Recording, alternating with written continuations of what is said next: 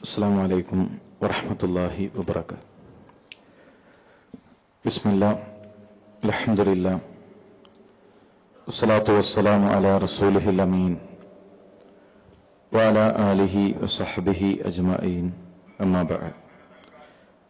ഏറെ ബഹുമാനമുള്ള രക്ഷിതാക്കളെ, സഹോദരി സഹോദരന്മാരെ, നമസ്കാരത്തിന് മുമ്പ് ഏതാനും ചില കാര്യങ്ങൾ മാത്രം പറഞ്ഞു വെക്കുവാനാണ് ആഗ്രഹിക്കുന്നത്. അവിടെ വന്നതിന് ശേഷമുണ്ടായ ഒരനുഭവം, എൻ്റെ ഭാര്യയുടെ ഉപ്പ ഇവിടെ ദുബായിൽ താമസിക്കുന്നുണ്ട്.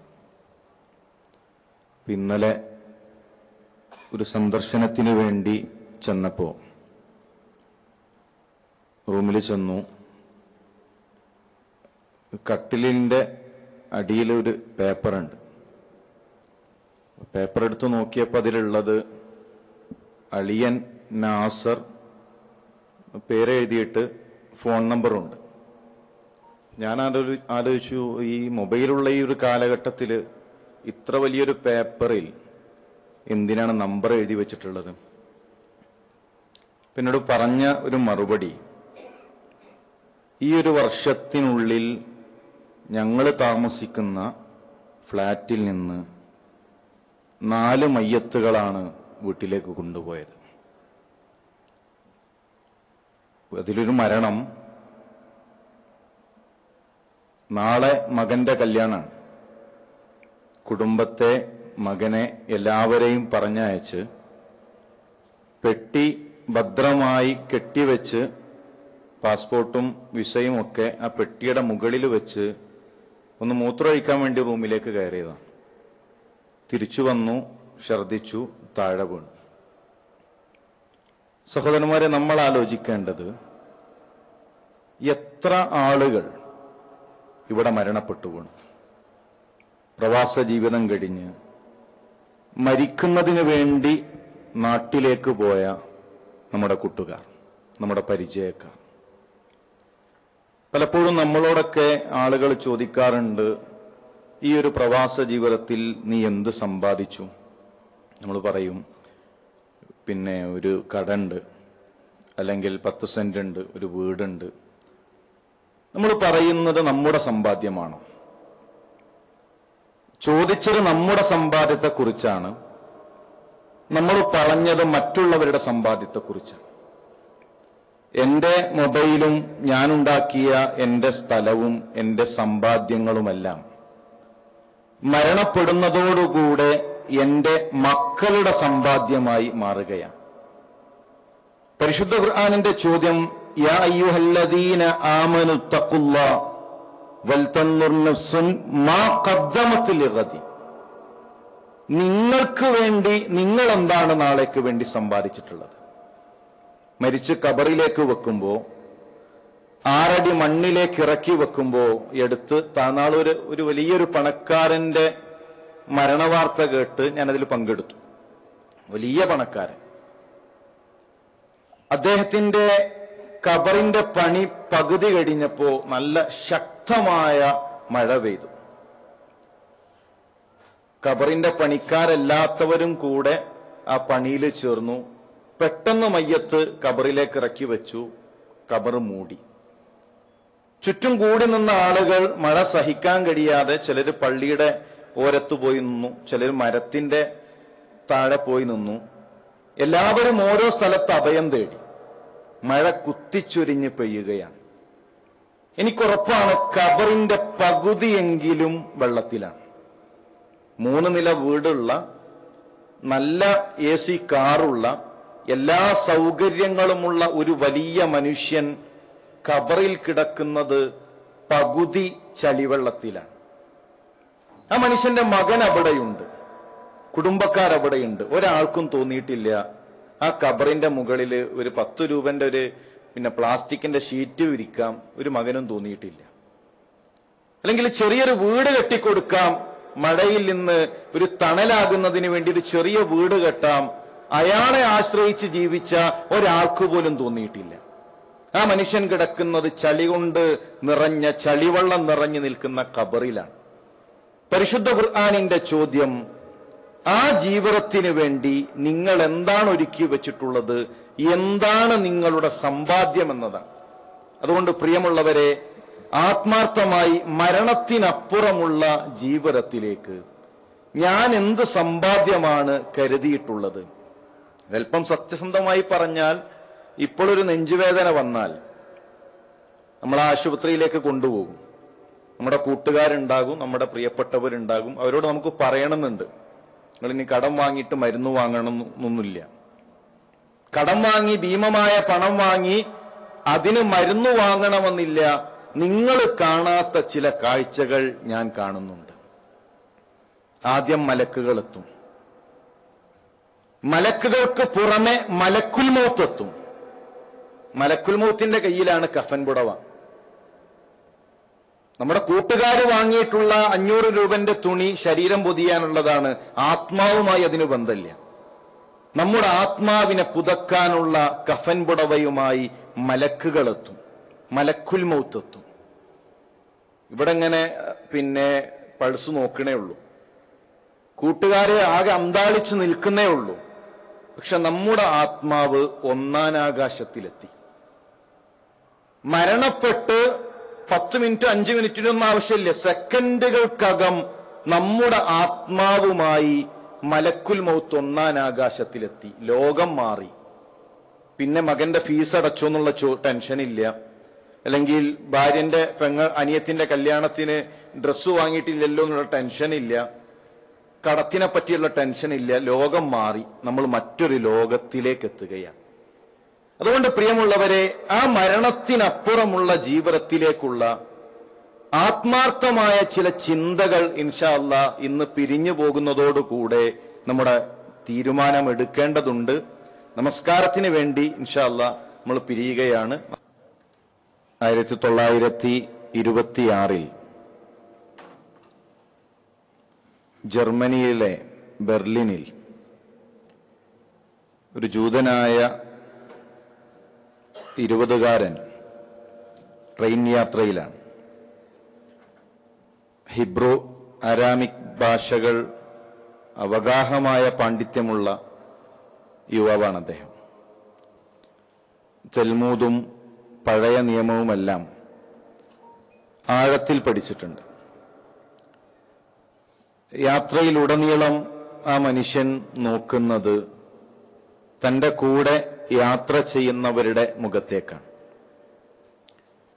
ഓരോ മുഖങ്ങളിലേക്കും മാറി മാറി നോക്കി തന്റെ കൂടെ ഇരിക്കുന്ന ഭാര്യയോട് അയാൾ ചോദിച്ചു, എന്തുകൊണ്ടാണ് മനുഷ്യരെല്ലാം അസ്വസ്ഥരായി നിൽക്കുന്നത്?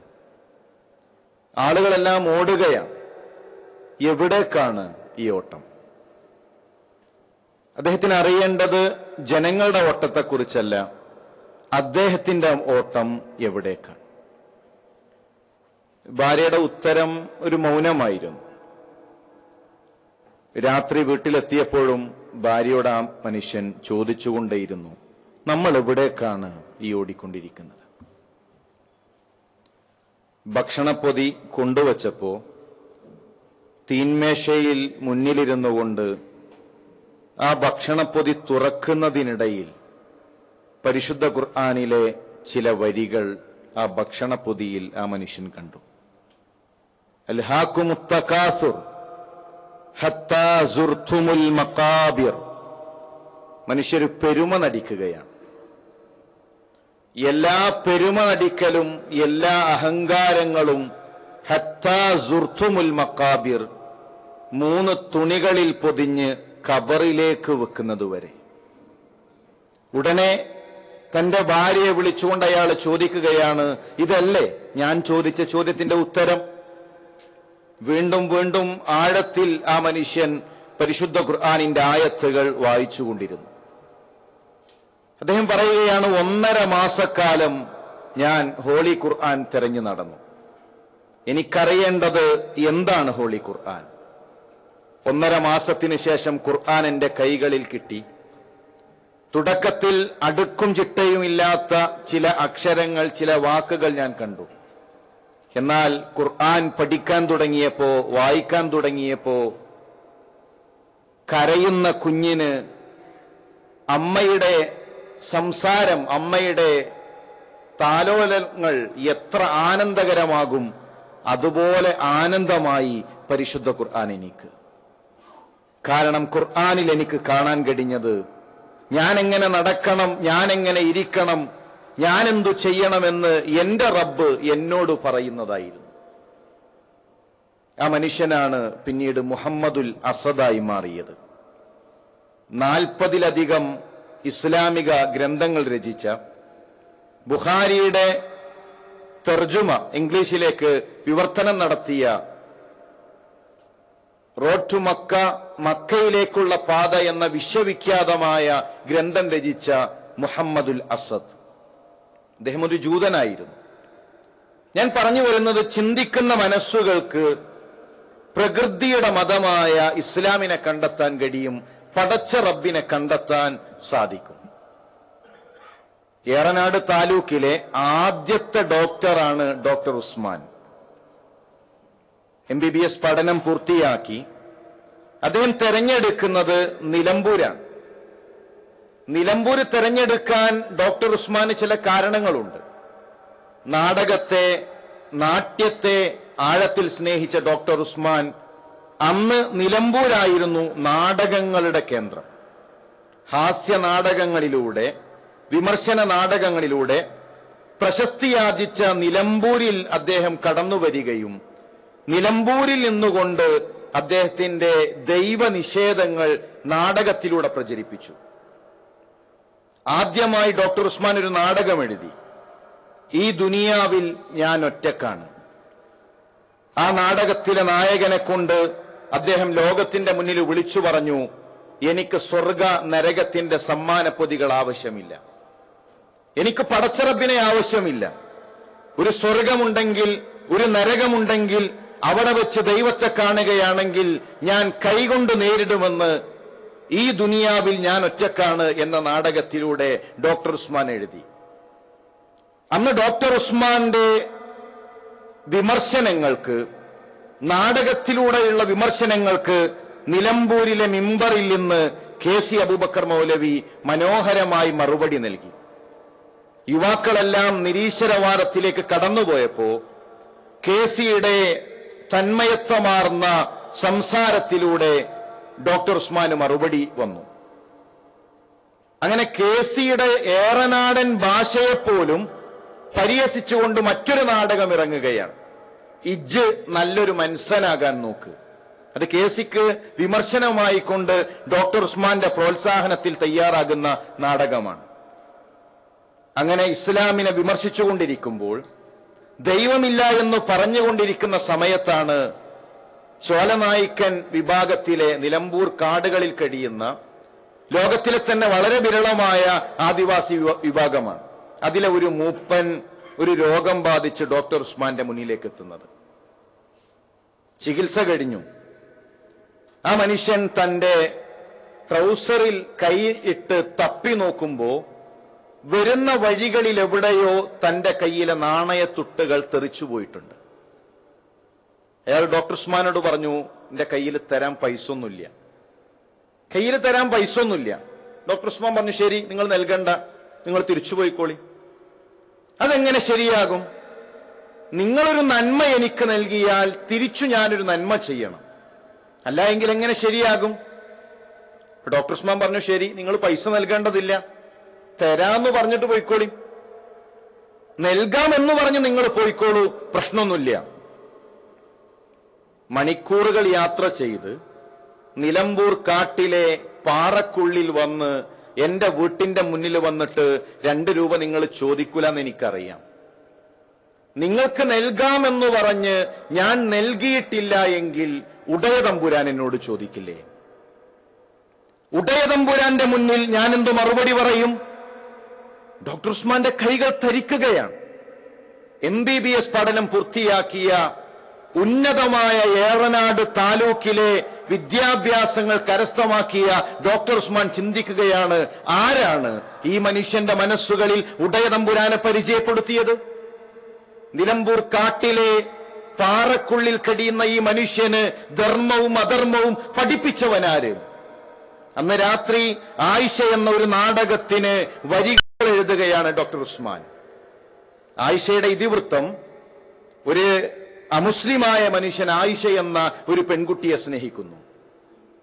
ഒടുവിൽ ആയിഷ ആത്മഹത്യ ചെയ്യുകയാണ്. ആയിഷ ആത്മഹത്യ ചെയ്തു എന്ന് ഡോക്ടർ ഉസ്മാൻ എഴുതി വെച്ചു. അദ്ദേഹത്തിന്റെ മനസ്സിലേക്കൊരു ചിന്ത വന്നു. ആത്മഹത്യ ചെയ്ത ആയിഷ പിന്നീട് എവിടേക്ക് പോയി? ആയിഷയുടെ ലോകം പിന്നെ എന്താണ്? മരണത്തിനപ്പുറം ആയിഷ എവിടെ? ഡോക്ടർ ഉസ്മാൻ അറിയേണ്ടത് ആയിഷ എവിടെ എന്നല്ല, ഞാൻ മരിച്ചാൽ മരണത്തിനപ്പുറം ഞാൻ എവിടെ? ആ നാടകത്തിന്റെ ചുവട്ടിൽ ഒരു വരി അദ്ദേഹം എഴുതി വെച്ചു, മരണത്തിന് ശേഷം എന്തോ ഉണ്ട്. രാത്രി നടക്കുകയാണ്. കേസിയുടെ വീട്ടിൽ ചെന്നു. ഒരുപാട് ചോദിച്ച് ആർത്തി അടങ്ങാതെ തിരിച്ച് തിരൂർക്കാട് ഉമർ മൗലവിയുടെ വീട്ടിലേക്ക് ചെന്നു. ഉമർ മൗലവിയോട് സംസാരിച്ച് തിരിച്ചു മടങ്ങുമ്പോ ഡോക്ടർ ഉസ്മാൻ ഒരു ദൈവവിശ്വാസിയായിരുന്നു. ആ ഡോക്ടർ ഉസ്മാനാണ് ഉസ്മാൻ സാഹിബായത്. മുജാഹിദ് പ്രസ്ഥാനത്തിന്റെ ഒരുപാട് കാലത്തെ പ്രസിഡന്റായി കനപ്പെട്ട വിലപ്പെട്ട ഗ്രന്ഥങ്ങൾ രചിച്ച ഡോക്ടർ ഉസ്മാൻ സാഹിബായി മാറിയത്. ഞാൻ പറഞ്ഞു വരുന്നത്, സഹോദരന്മാരെ, ചിന്തിക്കുന്ന മനസ്സുകൾക്ക് പടച്ചറബിനെ നിഷേധിക്കാൻ കഴിയുകയില്ല. റബ്ബുനല്ലദീ അഅ്താ കുല്ല ശൈഇൻ ഖൽഖഹു സുമ്മ ഹദാ.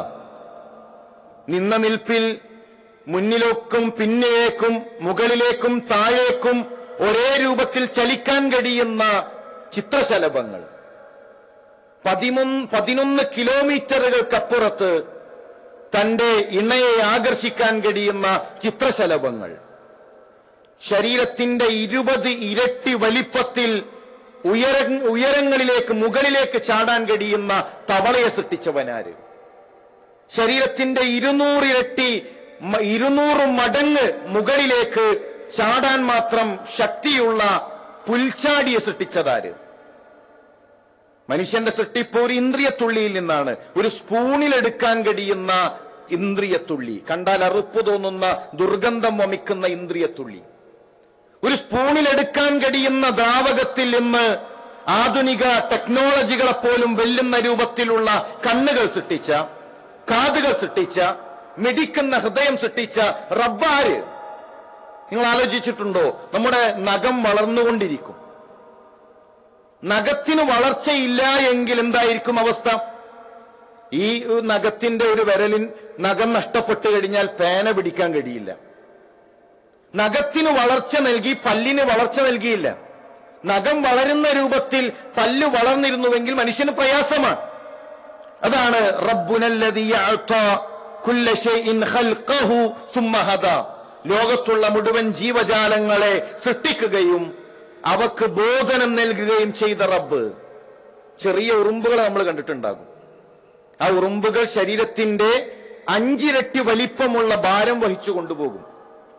എന്നാൽ ചെറിയ അരി കൊണ്ടുപോകുമ്പോ, ഗോതമ്പ് കൊണ്ടുപോകുമ്പോ അത് ചെറിയ കഷ്ണങ്ങളാക്കി മാളത്തിൽ കൊണ്ടുപോയി വെക്കും. എന്തുകൊണ്ട്?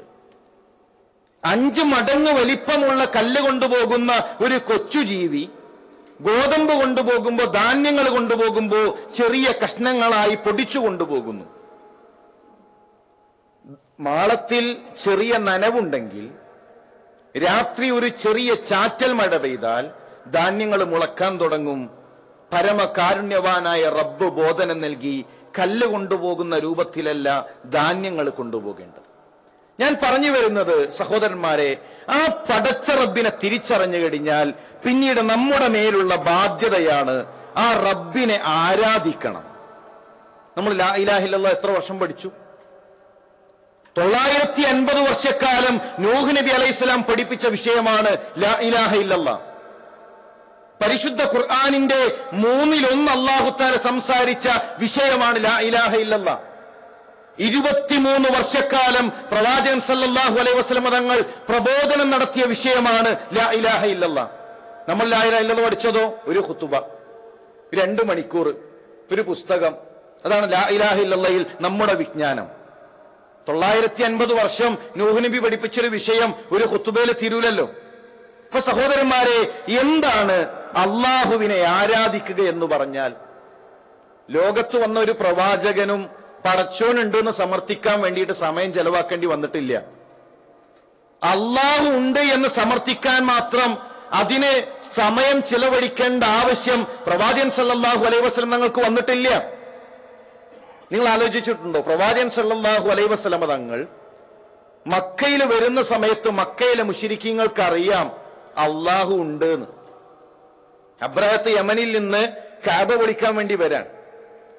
കഅബ വിളിക്കാൻ വേണ്ടി മക്കയിലെത്തിയപ്പോ അബ്ദുൽ മുത്തലിബ് വന്നിട്ടുണ്ട്. അബ്ദുൽ മുത്തലിബ് അറിയാം, മക്കക്കാരൻ നേതാവ്. അബ്രഹത്ത് പറഞ്ഞു കടന്നു വരാൻ പറഞ്ഞു. നേരെ ചെന്നിട്ട് അബ്ദുൽ മുത്തലിബിന്റെ ചോദ്യം, അബ്രഹത്തെ, എന്റെ ഒട്ടകങ്ങളെ എനിക്ക് തരൂ, നിങ്ങൾ പിടിച്ചു വെച്ച എന്റെ ഒട്ടകങ്ങളെ എനിക്ക് നൽകുമോ? അബ്രഹത്തിന്റെ വിചാരം എന്താണെന്നറിയോ?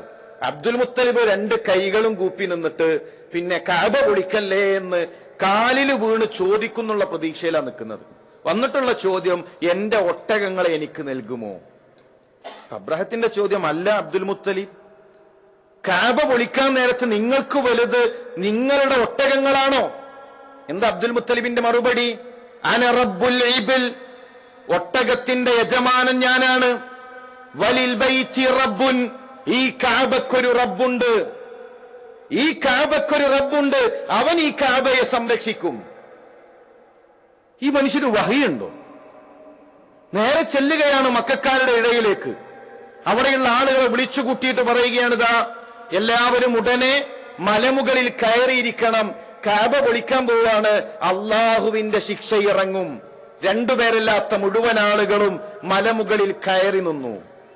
ഏത് റബ്ബിനെയാണ് അബ്ദുൽ മുത്തലിബ് വിശ്വസിച്ചത്? പ്രവാചകൻ സല്ലല്ലാഹു അലൈഹി വസല്ലം തങ്ങളുടെ ഉപ്പയുടെ പേര് അബ്ദുള്ള എന്നാണ്. മോൻ വന്നിട്ടല്ലല്ലോ ഉപ്പാക്ക് പേരിട്ടത്. അപ്പൊ അതിനു മുമ്പേ അബ്ദുൽ മുത്തലിബിന് അറിയാം അള്ളാഹു ഉണ്ട്. മകന് പേരിട്ടു അബ്ദുള്ള. മക്കത്തെ മുശ്രിക്കീങ്ങൾ ഹജ്ജ് ചെയ്തിട്ടുണ്ട്. ഹജ്ജിന്റെ സമയത്ത് അവര് തൽബിയത്ത് ചൊല്ലിയിട്ടുണ്ട്. ലബ്ബൈക് അല്ലാഹുമ്മ ലബ്ബൈക് ലബ്ബൈക ലാ ശരീക ലക ലബ്ബൈക്. പ്രവാചകൻ സല്ലല്ലാഹു അലൈഹി വസല്ലം തങ്ങൾ അവരുടെ പിറകെ നടന്നുകൊണ്ട് പറഞ്ഞു, നിങ്ങൾ നിർത്തണം, ഇതുവരെ പറഞ്ഞത് ശരിയാണ്. ഇനി നമ്മൾ ആലോചിക്കേണ്ട ഒരു വിഷയം, പ്രവാചകൻ സല്ലല്ലാഹു, ഈ വിഷയം ഒന്ന് അല്പം ശ്രദ്ധയോടുകൂടെ നമ്മൾ കേൾക്കണം. 40ാമത്തെ വയസ്സിൽ പ്രവാചകൻ സല്ലല്ലാഹു അലൈഹി വസല്ലം തങ്ങൾ പറഞ്ഞു, നിങ്ങൾ അള്ളാനെ മാത്രം ആരാധിക്കണം. സ്വഹാബത്ത് മുഴുവൻ 1-ാം തീയതി മുതൽ ആരാധന അള്ളാഹുവിന് മാത്രാക്കി. മക്കത്തെ മുശ്രിക്ക് പറഞ്ഞു, ഞങ്ങൾ റെഡിയല്ല. 1-ാം തീയതി മുതൽ അള്ളാഹുവിന് മാത്രം കൊടുക്കാമെന്ന് പറഞ്ഞ ആരാധന ഏതാണ്? നിസ്കരിക്കണം എന്നാണ്. 40ാമത്തെ വയസ്സിൽ പ്രവാചകൻ സല്ലല്ലാഹു അലൈഹി വസല്ലം തങ്ങൾ എല്ലാവരും നിസ്കരിച്ചോളെന്നാ പറഞ്ഞത്. നബുവത്തിന്റെ 11-ാം വർഷത്തിലാണ് ബാങ്ക് മുഴങ്ങുന്നത്. അതുവരെ ബാങ്കില്ല, ഇഖാമത്തില്ല, നമസ്കാരം നിർബന്ധമാക്കിയിട്ടില്ല. ഒരു നിസ്കാരമുണ്ട്, പക്ഷേ നമ്മൾ പറയുന്ന രൂപത്തിലുള്ള 5 വക്ത് നമസ്കാരം നിർബന്ധാക്കിയിട്ടില്ല. അപ്പൊ നമസ്കാരത്തിന്റെ വിഷയത്തിലല്ല മക്കത്തെ മുശ്രിക്ക് മാറി നിന്നത്. ഇനി നോമ്പാണോ വിഷയം? പ്രവാചകൻ സല്ലല്ലാഹു അലൈഹി വസല്ലം തങ്ങൾ നോമ്പ് നോറ്റോളൂ എന്ന് പറഞ്ഞപ്പോഴാണോ പ്രശ്നം തുടങ്ങിയത്? അല്ലല്ലോ. നോമ്പ് മദീനയിലാണ്. ഹിജറ 2-ലാണ് നോമ്പ് ആരംഭിക്കുന്നത്. സക്കാത്ത് കൊടുത്തോളൂ എന്ന് പറഞ്ഞപ്പോഴാണോ വിഷയം? ഹജ്ജാണോ വിഷയം? ഇതൊന്നുമല്ലല്ലോ. എന്നാൽ 40ാമത്തെ വയസ്സിൽ പ്രവാചകൻ പറഞ്ഞു, അള്ളാഹുവിനെ മാത്രം ആരാധിക്കണം. എന്താ ആരാധിക്കണം എന്ന് പറഞ്ഞാൽ എല്ലാരും ഇങ്ങനെ മിണ്ടാതിരുന്നോളിയും, പിന്നെ ഒന്നും സംസാരിക്കാൻ പാടില്ല, അതാണോ ആരാധന? 40ാമത്തെ വയസ്സിൽ പ്രവാചകൻ സല്ലല്ലാഹു അലൈഹി വസല്ലം തങ്ങൾ അള്ളാഹുവിന് മാത്രം കൊടുക്കണം എന്ന് പറഞ്ഞ വിഷയം അദ്ദുആഉ ഹുവൽ ഇബാദ, പ്രാർത്ഥന. പ്രാർത്ഥന, നിങ്ങൾ കൈകൾ നീട്ടേണ്ടത്, നിങ്ങൾ കരഞ്ഞു പ്രാർത്ഥിക്കേണ്ടത്, നിങ്ങൾ സുജൂദ് ചെയ്യേണ്ടത്, നിങ്ങളുടെ പ്രശ്നങ്ങൾ ഇരക്കേണ്ടത്, കുഞ്ഞിന് രോഗം വന്നാൽ കുഞ്ഞിന്റെ രോഗത്തിന്റെ ശമനത്തിന് വേണ്ടി തേടേണ്ടത് അള്ളാഹുവിനോട് മാത്രം. സ്വഹാബത്ത് 1-ാം തീയതി മുതൽ പറഞ്ഞു, അള്ളാഹുവിന്റെ റസൂലേ, ഞങ്ങൾ ഞങ്ങളുടെ ഇബാദത്ത് അള്ളാഹുവിന് മാത്രമാക്കി. പിന്നെ സ്വഹാബത്തിന്റെ പ്രാർത്ഥന റബ്ബന, അല്ലാഹുമ്മ റബ്ബി, ഇതല്ലാത്തൊരു പ്രാർത്ഥന പിന്നെ വന്നിട്ടില്ല. മക്കത്തെ മുശ്രിക്ക് എന്ത് പറഞ്ഞു? മാ നഅബുദുഹും ഇല്ലാ ലിയുഖർരിബൂന ഇലല്ലാഹി സുൽഫ. ഞങ്ങൾക്ക് ഇബ്രാഹിം നബി വേണം, ഞങ്ങൾക്ക് ഇസ്മായിൽ നബി വേണം. അവര് റബ്ബാണെന്നൊന്നും വിശ്വസിക്കുന്നില്ല, അള്ളാഹുവിലേക്ക് അടുപ്പിക്കുന്നതിന് വേണ്ടിയിട്ടാണ്. സഹോദരന്മാരെ, ഈ ഒരു തർക്കത്തിന്റെ പേരിലാണ് ബദർ നടന്നത്. ഈ ഒരു വിഷയത്തിന്റെ പേരിലാണ് ഉഹദ് നടന്നത്. ലാ ഇലാഹ ഇല്ലല്ലാഹ്ക്ക് 2 റുക്നുണ്ട്. നമ്മൾ നിസ്കാരത്തിന്റെ റുക്ന് പഠിച്ചു, എല്ലതും പഠിച്ചു. ലാ ഇലാഹ ഇല്ലല്ലാഹ്ന്റെ റുക്ന് പഠിച്ചിട്ടില്ല. ഒന്ന് നഫിയാണ്. നഫി എന്ന് പറഞ്ഞാൽ നിഷേധിക്കണം.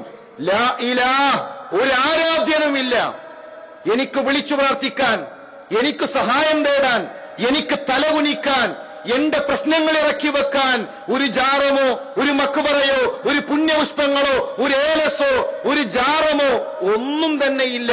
മുഴുവൻ ആരാധ്യന്മാരെയും ഹൃദയത്തിൽ നിന്ന് എടുത്തു മാറ്റണം. 2 ഇസ്ബാത്ത്, ഇല്ലല്ലാഹ്, അല്ലാഹു മാത്രം, അല്ലാഹുവിനെ മാത്രം ഹൃദയത്തിൽ സ്ഥാപിക്കാൻ കഴിയണം. എനിക്ക് പ്രശ്നം വന്നാൽ എന്റെ റബ്ബ് മതി എന്ന് പറയാൻ കഴിയണം. ഒരു സഹോദരൻ അദ്ദേഹത്തിന്റെ ഒരു അനുഭവം പറഞ്ഞു. ഭാര്യ പ്രസവിച്ചപ്പോ കുഞ്ഞിന് അപസ്മാര രോഗം, ശരീരം നീല നിറമാകാൻ തുടങ്ങിയപ്പോ ഭാര്യയുടെ ഉമ്മ വന്നിട്ട് പറഞ്ഞു, മോന് വിശ്വസിക്കണം എന്നില്ല, ഇത് തങ്ങൾ കൊണ്ടുവന്ന വെള്ളാണ്, മോന് വിശ്വസിക്കണം എന്നില്ല, ഇത് കുടിച്ചാൽ എന്റെ കുട്ടിന്റെ രോഗം മാറും, ഈ വെള്ളം കുടിച്ചാൽ എന്റെ കുട്ടിന്റെ രോഗം മാറും, മോന് വിശ്വസിക്കണം എന്നില്ല. ആ സമയത്ത് ആ സുഹൃത്ത് പറഞ്ഞൊരു മറുപടി ഉണ്ട്, ഉമ്മ, എന്റെ റബ്ബിന്റെ തീരുമാനത്തെ ഈ വെള്ളം കൊണ്ട് മാറ്റുവാൻ കഴിയുമെന്ന് ഞാൻ വിശ്വസിച്ചാൽ, ഈ ചരട് കൊണ്ട് മാറ്റാൻ കഴിയുമെന്ന് ഞാൻ വിശ്വസിച്ചാൽ, ഉമ്മ, ഞാൻ നരകത്തിലാണ്. ഇത് കുടിക്കാതെ എന്റെ കുട്ടി എന്റെ മുന്നിൽ മരണപ്പെട്ടു വീണാലോ, ഉമ്മ, എന്റെ മകൻ സ്വർഗത്തിലാണ്. സഹോദരന്മാരെ, ഏതു പ്രയാസത്തിലും ഏതു പ്രതിസന്ധികളിലും പടച്ച റബ്ബ് നമ്മുടെ കൂടെയുണ്ട് എന്ന ബോധ്യം നമുക്ക് വേണം. മൂസാ നബി അലൈഹി ഇസ്ലാമിന്റെ ഉമ്മയോട് പടച്ചോൻ പറഞ്ഞൊരു വാക്കുണ്ട്, കുട്ടിനെ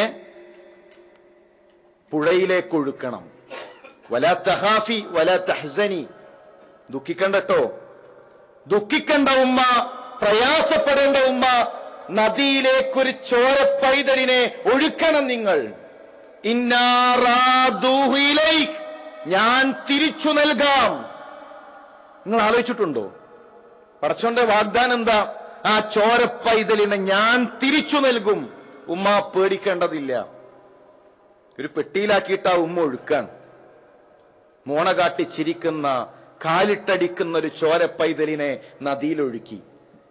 അള്ളാഹുവിന്റെ നടപടി എന്താ?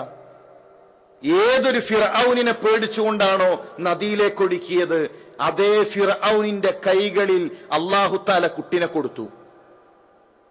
മുഴുവൻ കുട്ടികളെയും അറുകൊല നടത്തുമെന്ന് പറഞ്ഞ ഫിർഔനിന്റെ കീഴിൽ അല്ലാഹു തആല കുട്ടിയെ വളർത്തി. എല്ലാ സ്ത്രീകളും വന്നു, ഒരു ഉമ്മയുടെ പാലും കുടിക്കണില്ല. അവസാനം മൂസാ നബി അലൈഹി സ്വലാമിന്റെ ഉമ്മയുടെ കയ്യിലേക്ക് തിരിച്ചു കൊടുത്തു. ഇന്നാ റാദൂഹു ഇലൈക്, ഞാൻ തിരിച്ചു നൽകും. സഹോദരന്മാരെ, ക്യാൻസറിന്റെ അവസാനത്തെ സ്റ്റേജാണ് എന്ന് ഡോക്ടർമാര് വിധി എഴുതുമ്പോഴും എന്റെ റബ്ബ് അതിനെ മാറ്റിയെഴുതാൻ കഴിവുള്ളവനാണ്.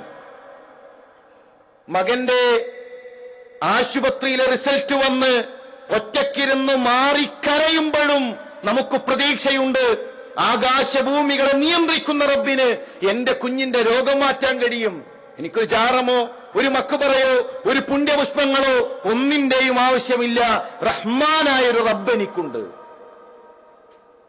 സഹോദരന്മാരെ, ആ വിശ്വാസമാണ് നമ്മുടെ ആണിക്കല്ല്. തൗഹീദ് തിരിച്ചറിഞ്ഞുകൊണ്ട് ജീവിക്കാൻ നമുക്ക് സാധിക്കണം. അത് തിരിച്ചറിഞ്ഞപ്പോ സ്വഹാബത്തിനൊന്നും വിഷയമായിട്ടില്ല, അവർക്കൊന്നും വിഷയമായില്ല. അള്ളാഹുവിനെ തിരിച്ചറിഞ്ഞു കഴിഞ്ഞാൽ വല്ലാത്തൊരാനന്ദം ഉണ്ട്, അത് വേറെ ആർക്കും കിട്ടൂല. അള്ളാഹുവിനെ തിരിച്ചറിഞ്ഞാൽ കിട്ടുന്ന ഒരു ആനന്ദം അത് മറ്റുള്ളവർക്ക് കിട്ടൂല. ചരിത്രത്തിലെ 2 കത്തുകളുണ്ട്. ഒന്ന് ലെനിൻ അദ്ദേഹത്തിന്റെ കൂട്ടുകാരൻ അയച്ച കത്താണ്. ക്ഷയം ബാധിച്ചു, ഇടതുഭാഗം തളർന്നു, കണ്ണിന്റെ കാഴ്ച പോയി, കാതിന്റെ കേൾവി നഷ്ടപ്പെട്ടു, കയ്യും കാലും തളർന്നു കിടക്കുമ്പോ ലെനിൻ അയച്ചൊരു കത്തുണ്ട്, ഒരല്പം വിഷം കിട്ടുമെങ്കിൽ എന്റെ കൈകളിൽ നൽകണം. എന്റെ എല്ലാ വിപ്ലവങ്ങളെയും ഈ രോഗം എന്നെ തകർത്തിരിക്കുന്നു. മുസ്തഫ സ്വബാഹി എന്ന ഈജിപ്തിലെ വിപ്ലവകാരി, ആ മനുഷ്യനും ക്ഷയാണ്. ഇടതുഭാഗം തളർന്നു, കണ്ണുപോയി, കാതുപോയി, കൈകാലുകൾ നഷ്ടപ്പെട്ടു. കിടക്കയിൽ കിടന്നുകൊണ്ട് ആ മനുഷ്യൻ എഴുതിയൊരു കത്തുണ്ട് തന്റെ 10 കൂട്ടുകാർക്ക്. ഇടത് കണ്ണ് നഷ്ടപ്പെട്ടു, വലത് കണ്ണുകൊണ്ട് ഞാൻ ഖുർആൻ വായിക്കുന്നു. എന്റെ ഇടത് കൈ തളർന്നു കിടക്കുകയാണ്, വലത് കൈകൾ കൊണ്ട് ഞാൻ ആകാശങ്ങളിലേക്ക് കൈകൾ ഉയർത്തുന്നു. കിടന്ന കിടക്കയിൽ നിന്ന് 10ലധികം ഗ്രന്ഥങ്ങൾ ഞാൻ രചിച്ചു. ഞാൻ എന്റെ റബ്ബിനെ സ്തുതിച്ചുകൊണ്ടിരിക്കുകയാണ്. ഇത് തൗഹീദുള്ളവർക്ക് കിട്ടുന്ന ഒരു ആനന്ദമാണ്. നിങ്ങൾ ആലോചിച്ചിട്ടുണ്ടോ? ഒരു മനുഷ്യന് ദുനിയാവിൽ സന്തോഷിക്കാൻ ചില കാര്യങ്ങളൊക്കെ ഉണ്ടാവുമല്ലോ. അതിലെന്താണ് പ്രവാചകൻ സല്ലല്ലാഹു അലൈഹി വസല്ലം നിങ്ങൾക്ക് കിട്ടിയത്? സാന്ത്വനമാകാൻ ഒരു ഉപ്പ അള്ളാഹുവിന്റെ റസൂൽ സല്ലല്ലാഹു അലൈഹി വസല്ലം നിങ്ങൾക്ക് ഉണ്ടായിട്ടുണ്ടോ? ഒരു ആന കളിക്കാൻ, ഒരു ചുംബനം കൊടുക്കാൻ, ലാളിക്കാൻ ഒരു ഉപ്പ പ്രവാചകൻ സല്ലല്ലാഹു അലൈഹി വസല്ലം നിങ്ങളുടെ ജീവിതത്തിലുണ്ടോ? തന്റെ കുഞ്ഞിക്കാലുകൾ പിച്ച വെച്ച് നടക്കുമ്പോ കൈ പിടിച്ച് കൂടെ നടക്കാൻ, കഥകൾ പറയാൻ, സങ്കടങ്ങളിൽ സന്താപങ്ങളിൽ കൂടെ നിൽക്കാൻ ഒരു ഉമ്മ എത്ര കാലം ഉണ്ടായിരുന്നു? നമുക്ക് താങ്ങും തണലുമാണ് ജ്യേഷ്ഠനും അനുജനും. അങ്ങനെ ഒരു ജ്യേഷ്ഠൻ, ഒരു അനുജൻ, കൂടെ കളിക്കാൻ ഒരു പെങ്ങൾ, ഒരു ആൺകുട്ടി, എന്തെങ്കിലും ദുനിയാവിൽ സന്തോഷിക്കേണ്ട, ആനന്ദിക്കേണ്ട എന്നു വകയാണ് പ്രവാചകന്റെ ജീവിതത്തിലുള്ളത്. എന്നാൽ ലോകത്തൊരു മനുഷ്യനും പ്രവാചകൻ സല്ലല്ലാഹു അലൈഹി വസല്ലം തങ്ങൾ ഉറങ്ങിയ രൂപത്തിൽ സന്തോഷത്തോടുകൂടെ ഉറങ്ങാൻ കഴിഞ്ഞിട്ടില്ല. അത് ഈ വിശ്വാസത്തിന്റെ, ലാ ഇലാഹ ഇല്ലല്ലാഹയുടെ മഹത്വമാണ്, ഈ ആദർശത്തിന്റെ മഹത്വമാണ്. സഹോദരന്മാരെ, ഞാൻ സൂചിപ്പിച്ചു വരുന്നത്, തിരിച്ചറിഞ്ഞപ്പോ നമ്മുടെ മുൻഗാമികൾ മാറി, അവർക്കൊന്നും പ്രശ്നമായില്ല. ഞാൻ അവസാനിപ്പിക്കുകയാണ്. അവർക്കൊന്നും പ്രശ്നമായിട്ടില്ല. എല്ലാം അള്ളാഹുവിന്റെ ദീനിനു വേണ്ടി അവർ മാറ്റിവെച്ചു. പ്രവാചകൻ സല്ലല്ലാഹു അലൈഹി വസല്ലം തങ്ങൾ പറയാണ്, നിങ്ങൾ അബുസീനിയയിലേക്ക് പോകണം. അബുസീനിയ അറബി ഭാഷ അറിയാത്ത നാടാണെന്ന്. അറബി ഭാഷ എന്താണെന്ന് അറിയാത്ത ഒരു നാട്ടിലേക്ക്, നമുക്കറിയാം, പ്രവാസികൾക്കറിയാം നാട്ടിൽ നിന്ന് പകുത്തു മാറ്റുന്നതിന്റെ വേദന. സ്വഹാബത്തിൽ ഒറ്റ ചോദ്യമുള്ളൂ, നബിയെ, ഈ നാടും വീടും വിട്ട് ഞങ്ങൾ അബുസീനിയയിലേക്കാണ് പോകേണ്ടത്, ഞങ്ങൾ ഇനി അബുസീനിയയിലേക്ക് പോകണം നബിയെ. ഞങ്ങൾ പോകാം. അവർ അബുസീനിയയിലേക്ക് പോയി, തിരിച്ചു വന്നു. മദീനയിലേക്ക് പോകണം നിങ്ങൾ നബിയെ. ഇനി മദീനയിലേക്കാണോ? ഇനി ഈ നാട് വിട്ട്, ഞങ്ങളുടെ കൂട്ടുകാരെ വിട്ട് ഇനി ഞങ്ങൾ മദീനയിലേക്ക് പോകണം നബിയെ.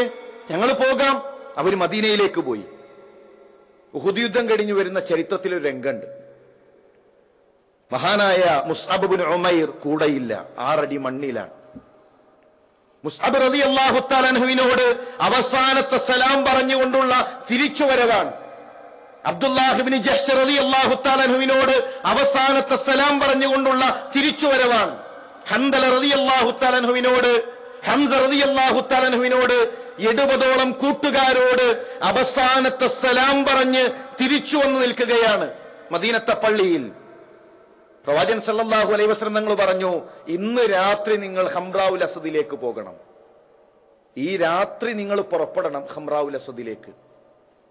സഹാബത്ത് ഇങ്ങനെ ചോദിച്ചു, നബിയെ, ഈ അറ്റു തൂങ്ങുന്ന കൈകളുമായി, കൈയറ്റു തൂങ്ങുന്നവരുണ്ട് കൂട്ടത്തിൽ, കാലറ്റു തൂങ്ങുന്നവരുണ്ട്. നബിയെ, അറ്റു തൂങ്ങുന്ന കൈകളുമായി ഈ രാത്രി ഞങ്ങൾ പോകണോ? അറ്റു തൂങ്ങുന്ന കാലുകളുമായി ഈ രാത്രി ഞങ്ങൾ പോകണോ? പോകണമെന്ന് പറഞ്ഞപ്പോ ഒരു കാലില്ലാത്തവൻ കൂട്ടുകാരന്റെ ചുമലിൽ കൈവച്ച് അവർ യാത്ര തിരിച്ചു. 140 സ്വഹാബാക്കൾ ഹംറാഉൽ അസദിലെത്തി. അവർ ജീവിതം അള്ളാഹുവിന്റെ ദീനിനു വേണ്ടി നൽകി. സഹോദരന്മാരെ, ഞാൻ അവസാനിപ്പിക്കുകയാണ്. ഒരു വിത്ത് അതൊരു കോൺക്രീറ്റിന്റെ മുകളിൽ വെച്ചാൽ കുറച്ചു കഴിഞ്ഞാൽ കറുത്ത കുത്തു വീഴും, നശിച്ചു പോകും, പ്രത്യേകിച്ചൊന്നും കിട്ടാനില്ല. അത് മണ്ണിലേക്ക് എറിഞ്ഞാലോ ഒരു വലിയ പടുവൃക്ഷമായി മാറും. ആയിരക്കണക്കിന് പടുവൃക്ഷങ്ങൾ ഉണ്ടാകണമെങ്കിൽ മണ്ണിലേക്ക് ഇറങ്ങണം. നമ്മുടെ കച്ചവടം, നമ്മുടെ ഭാര്യയും മക്കളും കുടുംബവും ആ ഒരു ഇട്ടാവട്ടത്തിൽ ഒതുങ്ങിക്കൂടിയാൽ അതോടുകൂടെ കഴിഞ്ഞു. നമ്മൾ മണ്ണിലേക്ക് ഇറങ്ങിയാൽ, സമൂഹത്തിലേക്ക് ഇറങ്ങിയാൽ ആയിരക്കണക്കിന് പടുവൃക്ഷങ്ങൾ ഉണ്ടാകും. അബൂ ഹുറൈറ റളിയല്ലാഹു തന്നെ അറിയാത്ത ആരും ഈ കൂട്ടത്തിൽ ഉണ്ടാകൂല. അദ്ദേഹത്തിന് ഇസ്ലാം എത്തിച്ചെടുത്തൊരു മനുഷ്യനുണ്ട്. വലിയ പ്രഭാഷകനല്ല, വലിയ എഴുത്തുകാരനല്ല, ഒരു സാധാരണ മനുഷ്യൻ, തുഫൈൽ ഗോത്രക്കാരനായ ഒരു സ്വഹാബി. അള്ളാഹുവിന്റെ റസൂൽ സല്ലല്ലാഹു അലൈഹി വസല്ലം ഞങ്ങൾ സരസിൽ വന്നിട്ട് ചോദിച്ചു, നബിയെ, ഞാൻ ഇസ്ലാം സ്വീകരിച്ചു, ജനങ്ങൾക്ക് പറഞ്ഞു കൊടുക്കട്ടെ. നേരെ ചെന്നു, ഇസ്ലാമിക പ്രബോധനം നടത്തി 30 പേര് ഇസ്ലാം സ്വീകരിച്ചു. അതിലൊന്നാമത്തെ മനുഷ്യൻ അബൂ ഹുറൈറ റളിയല്ലാഹു തആല അൻഹു. 5300-ലധികം ഹദീസുകൾ നമുക്ക് പറഞ്ഞു തന്ന അബൂ ഹുറൈറ. ഇന്ന് അദ്ദേഹത്തിന്റെ ഒരു ഹദീസ് ഞാൻ ഇവിടെ പറഞ്ഞാൽ, ഒരു സ്വലാത്ത് ചൊല്ലിയാൽ അതിന്റെ പ്രതിഫലം ബഖീയിൽ മരണപ്പെട്ട് കിടക്കുന്ന അബൂ ഹുറൈറ റളിയല്ലാഹു തന്റെ ഖബറിൽ കിട്ടും. അദ്ദേഹത്തിന് ഇസ്ലാം എത്തിച്ചു കൊടുത്ത സാധാരണക്കാരനായ ദൗസ് ഗോത്രക്കാരനായ സ്വഹാബിയുടെ ഖബറിലേക്ക് എത്തും. അബൂ ഹുറൈറയിൽ നിന്ന് ദീനു പഠിച്ചു ഹസനുൽ ബസ്രി, അദ്ദേഹത്തിൽ നിന്ന് ദീനു പഠിച്ചു ഇമാം അബൂ ഹനീഫ, അവിടെ നിന്ന് ഇങ്ങോട്ട് ഇമാം മാലിക്, അഹ്മദ് ബിൻ ഹംബൽ, ഇമാം ഷാഫിഈ, ഇവരുടെ എല്ലാം പ്രതിഫലം ചെന്നെത്തുന്നത് ബഖീയിലെ അബൂ ഹുറൈറയുടെ ഖബറിലേക്കാണെങ്കിൽ, അദ്ദേഹത്തിന് ഇസ്ലാം എത്തിച്ചു കൊടുത്ത ഒരു സാധാരണക്കാരനായ മനുഷ്യന്റെ ഖബറിലേക്ക് ഈ പണ്ഡിതന്മാരുടെ പ്രതിഫലങ്ങൾ എത്തുന്നു. ഇതാണ് നഷ്ടമില്ലാത്ത കച്ചവടം. നമ്മൾ പണം മാറ്റിവെക്കേണ്ടത് ഇതിനു വേണ്ടിയിട്ടാണ്. സഹോദരന്മാരെ, ദാറുൽ അർക്കം ഒരുപാട് വിദ്യാർത്ഥികൾ നമുക്കറിയാം, അവർ പഠിക്കുന്നത് ഖുർആനാണ്. ഉപ്പാന്ന് വിളിക്കുന്നതിന് മുമ്പ് ഉപ്പയെ നഷ്ടപ്പെട്ട ഒരു കുട്ടി, അവന് 4ാമത്തെ വയസ്സിൽ രാത്രി പേടിച്ച് ഉമ്മയെ തട്ടി വിളിക്കാൻ വേണ്ടി റൂമിലേക്ക് വന്നപ്പോ കാണുന്നത് മരിച്ചു കിടക്കുന്ന ഉമ്മാനെയാണ്. പിന്നെ 10 വയസ്സ് വരെ, 10ാം ക്ലാസ് വരെ ആരൊക്കെയോ പഠിപ്പിച്ചു. ഇപ്പോ എന്റെ വീട് ദാറുൽ അർക്കമാണ്. അവൻ പഠിക്കുന്നത് ഖുർആനാണ്. അവൻ പഠിക്കുന്നത് പ്രവാചകൻ സല്ലല്ലാഹു അലൈഹി വസല്ലം തങ്ങളുടെ ഹദീസുകളാണ്. ഒരു സഹോദരൻ 2 മക്കളെ കയ്യിൽ പിടിച്ചിട്ട് സ്ഥാപനത്തിൽ വന്ന് ചേർത്തിട്ട് പറഞ്ഞു, 2 മക്കളും ഹാഫിദീങ്ങളായി കാണണം. ആ തിരിച്ചുപോക്കിലാണ് അപകടത്തിൽപ്പെട്ട് ഉപ്പ മരണപ്പെട്ടു. മക്കൾ ഒരു ആയത്ത് പഠിച്ചതുപോലും ആ മനുഷ്യൻ അറിഞ്ഞിട്ടില്ല. 2ാമത്തെ കുട്ടി ഇന്ന് ഹാഫിലായി, 2ാമത്തെ ചെറിയ കുട്ടി ഹാഫിലായി, മൂത്ത മകൻ 25-ലധികം ഹിഫ്ളാക്കി കഴിഞ്ഞു. അല്ലാഹു തആല നാളെ പരലോകത്ത് വമ്പിച്ച പ്രതിഫലം നൽകി ആ സഹോദരന് അനുഗ്രഹങ്ങൾ ചൊരിയുമാറാകട്ടെ. ഞാൻ പറഞ്ഞു വരുന്നത്, സഹോദരന്മാരെ, ദീനു പഠിക്കുന്ന മക്കൾ, ഇത് ഇവിടെ ഇപ്പോ ഉസ്താദ് സൂചിപ്പിച്ചു, നിങ്ങൾ പണം നൽകണം. അത് പറയാൻ നമുക്കൊരു പ്രയാസമില്ല. കാരണം എന്താണെന്നറിയോ, ഇത് നമ്മുടെ ബാധ്യതയാണ്. മുസ്ലിം ഉമ്മത്തിൽ ഉസൂലുൽ ഫിഖ് പഠിക്കുന്ന ഒരു വിഭാഗമില്ല എങ്കിൽ, ഉസൂലുൽ ഹദീസ് പഠിക്കുന്ന ഒരു വിഭാഗമില്ല എങ്കിൽ, ഇൽമുൽ ഫറായിദ് പഠിക്കുന്ന ഒരു വിഭാഗമില്ല എങ്കിൽ, അള്ളാഹുവിന്റെ കോടതിയിൽ മുഴുവൻ ആളുകളും കുറ്റക്കാരാണ്. എല്ലാവരും മറുപടി പറയേണ്ടി വരും. എത്ര ആളുകളുണ്ട് ഉസൂൽ ഫിഖ് പഠിക്കാൻ വേണ്ടി മാറിയിരിക്കുന്നത്? എത്ര ആളുകളുണ്ട് ഉസൂൽ ഹദീസ് പഠിക്കാൻ വേണ്ടി മാറിയിരിക്കുന്നത്? അവിടെ രാത്രി 11 മണിക്കും രാത്രി 12 മണിക്കും ഉറക്കമൊഴിച്ചുകൊണ്ട് നമ്മുടെ കുട്ടികൾ ദീനു പഠിക്കുന്നുവെങ്കിൽ, ആയിരക്കണക്കിന് ആളുകൾ ശിർക്കിന്റെ കേന്ദ്രങ്ങളിൽ നിന്നിറങ്ങി പരിശുദ്ധ ഖുർആനിലെ മുഴുവൻ ആയത്തുകൾ കൊണ്ടും യാ ശൈഖ് യാ മുഹിയുദ്ദീൻ എന്ന് വിളിക്കാൻ ഞങ്ങൾ തെളിവ് ധരിക്കുമെന്ന് പറയുമ്പോ തൗഹീദിന്റെ നാവായി 10ഉം 20ഉം 30ഉം കുട്ടികളാണുള്ളത്. അവര് കിടക്കുന്നത് വലിയ സൗകര്യങ്ങളിലൊന്നല്ല. ആ മക്കൾ നല്ല സൗകര്യം ഉണ്ടാകണം, അവര് പഠിക്കണം. അവരെ കൊണ്ട്, അവര് നമ്മുടെ മക്കളാണ്. നമ്മുടെ പ്രാർത്ഥനകളിൽ അവർക്ക് സമയം കണ്ടെത്തണം. നമ്മൾ അവർക്ക് വേണ്ടി ആത്മാർത്ഥമായി നമുക്കെന്താണോ ചെയ്യാൻ കഴിയുക. നമുക്കൊരുപാട് നഷ്ടങ്ങളുടെ കഥകൾ പറയാനുണ്ട്, ഒരുപാട് നഷ്ടങ്ങൾ. നമ്മൾ പഠിക്കാൻ ആഗ്രഹിച്ചവരാണ്, നമുക്ക് കഴിഞ്ഞിട്ടില്ല. നമ്മുടെ സമൂഹത്തിൽ ഒരു ഇമാം ഷാഫി റഹ്മത്തുള്ളാഹി ഉണ്ടാകണം. നമ്മുടെ കേരളത്തിൽ ഒരു ഇമാം അഹ്മദ് ബിൻ ഹംബൽ ഉണ്ടാകണം. നമ്മുടെ കേരളത്തിൽ ഒരു ഉസൈമീൻ റഹ്മത്തുള്ളാഹി ഉണ്ടാകണം. നമ്മുടെ കേരളത്തിൽ ഒരു ഇബ്നു കസീർ ഉണ്ടാകണം. ഇസ്ലാമിക ലോകത്തിലെ തലയെടുപ്പുള്ള പണ്ഡിതന്മാർ നമ്മുടെ നാട്ടിൽ ഉണ്ടാകണം. അവർ വിജ്ഞാന ഗോപുരങ്ങളായി മാറണം. ഇബ്നു അബ്ബാസ് റളിയല്ലാഹു തആല സദസ്സിൽ ഒരു ദിവസം ദീനു പഠിക്കാൻ 10,000-ലധികം ആളുകൾ ഉണ്ടാവുന്നുണ്ട്. ഒരു ദിവസം ദീനു പഠിക്കാൻ 10,000-ലധികം ആളുകൾ. അങ്ങനെയുള്ള വിജ്ഞാന പടുക്കൾ കഴിഞ്ഞുപോയി. ഞാൻ സൂചിപ്പിച്ചു വരുന്നത്, ഞാൻ അവസാനിപ്പിക്കുകയാണ്, നമ്മളാൽ കഴിയുന്നൊരു സഹായം. അള്ളാഹുവിന്റെ മാർഗത്തിൽ സമ്പത്ത് ചോദിച്ചപ്പോ സുഹൈബ് റൂമിയുടെ ചരിത്രം നമുക്കറിയാലോ. സുഹൈബ് റൂമി റോമക്കാരനൊന്നുമല്ല, മക്കക്കാരനാണ്. ചെറുപ്പത്തിൽ റോമിലേക്ക് തട്ടിക്കൊണ്ടുപോയി, പിന്നെ വീണ്ടും മക്കയിലേക്ക് എത്തി. ഒന്നുമില്ലായിരുന്നു കയ്യില്. അധ്വാനിച്ചു വലിയ സമ്പത്ത് നേടി. മദീനയിലേക്ക് പോകാനുള്ള അടങ്ങാത്ത ആഗ്രഹം. അള്ളാഹുവിന്റെ റസൂൽ സല്ലല്ലാഹു അലൈഹി വസല്ലമ തങ്ങളുടെ കൂടെ ഇരിക്കാൻ, പ്രവാചകനെ കാണാൻ അടങ്ങാത്ത ആഗ്രഹം. 40 പേരെ കാവൽ നിർത്തി മക്കയിലെ മുശ്രിക്ക്. നാടുവിട്ടു പോകുന്ന സമയത്ത് 40 ശത്രുക്കൾ വളഞ്ഞപ്പോ സുഹൈബ് റൂമിയുടെ ചോദ്യം, നിങ്ങൾക്ക് വേണ്ടത് സുഹൈബിനെയാണോ? അള്ളാഹുവിന്റെ റസൂൽ സല്ലല്ലാഹു അലൈഹി വസല്ലമ തങ്ങളെ കാണാൻ, പ്രവാചകന്റെ കൂടെ ഇരിക്കാൻ അടങ്ങാത്ത ആഗ്രഹവുമായി പോകുന്ന എന്നെയാണോ നിങ്ങൾക്ക് വേണ്ടത്? ആവനായിലെ ഒരു അമ്പ് പോലും ഞാൻ ബാക്കിയാക്കില്ല, മുഴുവൻ ആളുകളുടെ തല ഞാൻ എടുക്കും. സമ്പത്താണോ വേണ്ടത്? സുഹൈബിന്റെ സമ്പത്താണോ വേണ്ടത്? ചെല്ലു മക്കയിലേക്ക്, ഇന്ന കൂരകൾക്ക് കീഴെ എന്റെ ദിർഹമും ദീനാറും ഭദ്രമാണ്, ഒരു സമ്പത്ത് പോലും എനിക്ക് വേണ്ട, എനിക്ക് എന്റെ റസൂലിനെ കാണണം.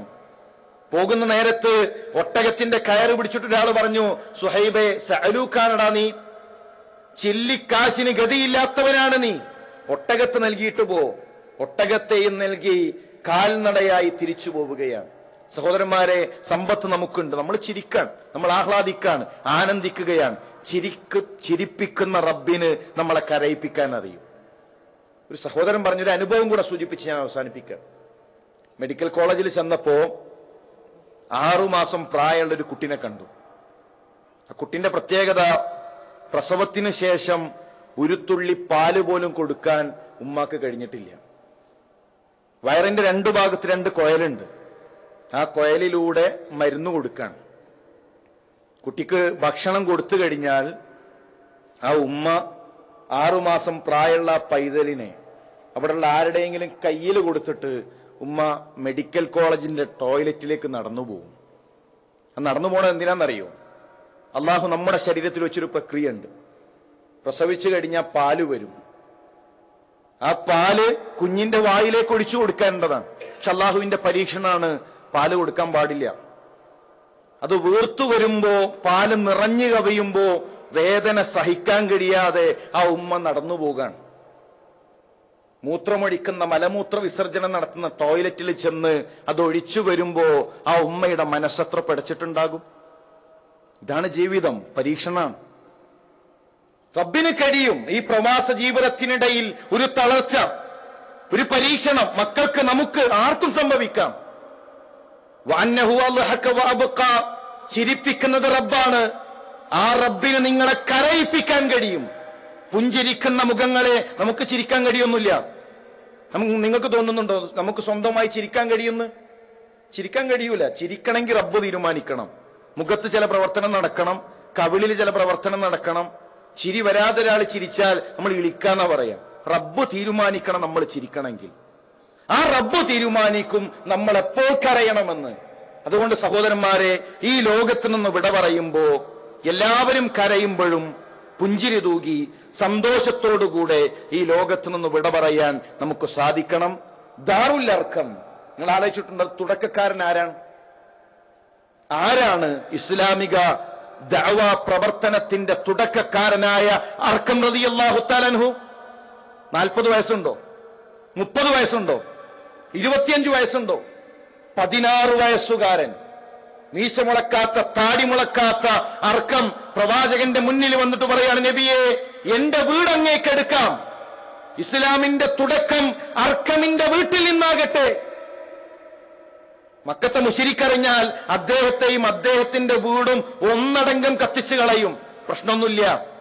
സ്വപ്നം കണ്ടു, വൻകരകളെ ഭേദിച്ച്, സമുദ്രാതിർത്തികളെ ഭേദിച്ച് ഇസ്ലാം അഷ്ടദിക്കുകളിലെത്തണം. വീട് ഒഴിഞ്ഞു കൊടുക്കാൻ, ശരീരം ഒഴിഞ്ഞു കൊടുക്കാൻ, സമ്പത്ത് ഒഴിഞ്ഞു കൊടുക്കാൻ. പ്രിയമുള്ളവരെ, നമ്മളാൽ കഴിയുന്ന സേവനങ്ങൾ നമ്മുടെ സ്ഥാപനത്തിന് വേണ്ടി നിർവഹിക്കുക, ആത്മാർത്ഥമായി പ്രാർത്ഥിക്കുക. ദീന് പഠിക്കുന്ന വിദ്യാർത്ഥികൾക്ക് വേണ്ടി നമ്മുടെ നമസ്കാര ശേഷം, നമ്മുടെ രാത്രി നമസ്കാരങ്ങളിൽ പ്രാർത്ഥനയ്ക്ക് ഒരു സമയം കണ്ടെത്തുക. ഇതിന് മുന്നിൽ നിൽക്കുന്ന ആളുകളുണ്ട്. അല്ലാഹു തആല റഹമായ പ്രതിഫലം നൽകി അനുഗ്രഹിക്കുമാറാകട്ടെ. ഈ സ്നേഹവും ഐക്യവും റഹ്മാനായ റബ്ബ് നമുക്ക് നിലനിർത്തി നൽകുമാറാകട്ടെ. ഒരുപാട് പണ്ഡിതന്മാർ AP അബ്ദുൽ ഖാദർ മൗലവിയെ പോലെ, അബ്ദുൽ ഹക്ക് സുല്ലമിയെ പോലെ വലിയ നഷ്ടങ്ങളാണ് ഈ ഉമ്മത്തിന് സംഭവിച്ചുകൊണ്ടിരിക്കുന്നത്. ദാറുൽ അർക്കമിലൂടെ അതിനേക്കാൾ ഖൈറായതിനെ റഹ്മാനായ റബ്ബേ നീ ഞങ്ങൾക്ക് പകരം നൽകി അനുഗ്രഹിക്കണമേ. ഞങ്ങളുടെ മനസ്സുകളിൽ സ്നേഹം നൽകി റഹ്മാനായ റബ്ബേ നീ അനുഗ്രഹിക്കണമേ. മരണം വരെ ഹക്കിൽ ഉറച്ചു നിൽക്കാൻ റഹ്മാനായ റബ്ബേ നീ ഞങ്ങൾക്കെല്ലാം തൗഫീക്ക് നൽകി അനുഗ്രഹിക്കണമേ. കേരളത്തിലുള്ള മുഴുവൻ ആളുകളിലേക്കും തൗഹീദിന്റെ പ്രകാശം എത്തിക്കുന്ന ഒരു വലിയ ഗോപുരമാക്കി ദാറുൽ അർക്കം എന്ന സ്ഥാപനത്തെ മാറ്റി അനുഗ്രഹിക്കണമേ റഹ്മാനെ. ഖുർആൻ പഠിക്കുന്ന നല്ല മുത്തഖികളായ ഈ ദീനിന് ഇമാമുകളാകുന്ന മക്കളെ ദാറുൽ അർക്കമിലൂടെ ഞങ്ങൾക്ക് നൽകി അനുഗ്രഹിക്കണമേ റഹ്മാനെ. റബ്ബനാ യാ മുഖല്ലിബൽ ഖുലൂബ് ثبت قلوبنا على دينك ربنا لا تجعل فتنتنا في ديننا ربنا تقبل منا إنك أنت السميع العليم وتب علينا إنك أنت التواب الرحيم آمين آمين برحمتك يا أرحم الراحمين. السلام عليكم ورحمة الله وبركاته.